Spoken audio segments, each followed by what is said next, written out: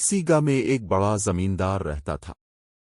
खुदा ने इसे बहुत सी जमीन, बड़े बड़े मकान और बाग दिए थे जहां हर किस्म के फल अपने अपने मौसम में पैदा होते थे। गाय और भैंसों के अलावा इसके पास एक अच्छी किस्म का बैल और अरबी गधा भी था। बैल से खेतों में हल चलाने का काम लिया जाता और गधे पर सवार होकर जमींदार उधर उधर सैर को निकल जाता। एक बार उसके पास कहीं से घूमता फिरता एक फकीर निकल आया। जमींदार एक रहमदिल आदमी था। उसने फकीर को अपने हाथ ठहराया, इसके खाने पीने और आराम से रहने का बहुत अच्छा इंतजाम किया। 2-4 दिन बाद जब वो फकीर वहां से जाने लगा तो उसने जमींदार से कहा, चौधरी, तुमने मेरी जो खातिरदारी की है मैं उसे कभी नहीं भूलूंगा। तुम देख रहे हो कि मैं एक फकीर हूं। मेरे पास कोई ऐसी चीज नहीं जो तुम्हारी खिदमत में पेश करूं। हाँ, मैं जानवरों और हैवानों की बोलियां समझ सकता हूं।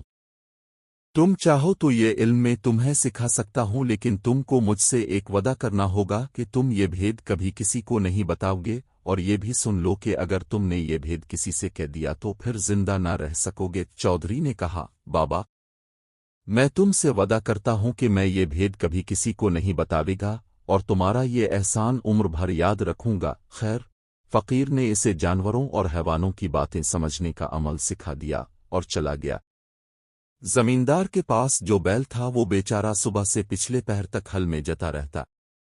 शाम को जब वो घर आता तो उसके खाने के लिए भूसा डाल दिया जाता, लेकिन गधे को सब्ज घास और चने का दाना खाने को मिलता। गरीब बैल ये सब कुछ देखता और चुप रहता। वक्त इसी तरह गुजर रहा था। एक दिन जब बैल खेतों से वापस आते हुए गधे के पास से गुजरा तो गधे ने इसे लंगड़ाते हुए देखकर पूछा, भाई, आज तुम लंगड़ा लंगड़ा कर क्यों चल रहे हो? बैल ने जवाब दिया, गधे भाई, आज मुझे बहुत काम करना पड़ा। मैं जब थक जाता था तो नौकर मेरी पीठ और टांगों पर जोर जोर से लाठियां मारता। मेरी टांग में चोट लग गई है। खैर, अपनी अपनी किस्मत है।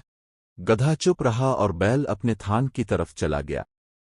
जहां बैल बंधा करता था वहां जमींदार को अपने नौकर के लिए घर बनवाना था। कुछ दिनों के बाद जमींदार ने बैल के लिए भी गधे के पास ही खुरली बनवा दी। जब दोनों को वक्त मिलता एक दूसरे से बातें भी कर लेते। एक रोज बैल को उदास और खामोश देखकर गधे ने इससे पूछा, बैल भाई, क्या बात है? आज तुम चुप चुप क्यों हो? कोई बात ही करो। बैल ने कहा, गधे भाई, क्या बात करूं? आज फिर